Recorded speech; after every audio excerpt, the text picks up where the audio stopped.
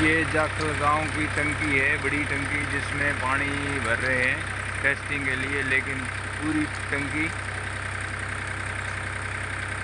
Leakage है जिसमें पानी बह रहा है धीरे धीरे धीरे धीरे। गांव के लोग जागरूक नहीं हैं, ये लोग बना के निकल जाएंगे।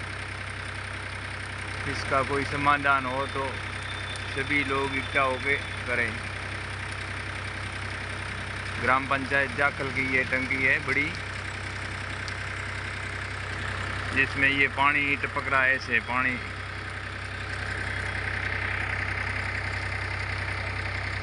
ये देखो, ये ऐसे बरस रहा है जैसे बरसात में पानी कैसे बरसता है, वैसे टंकी बरस रही है पूरी पूरी।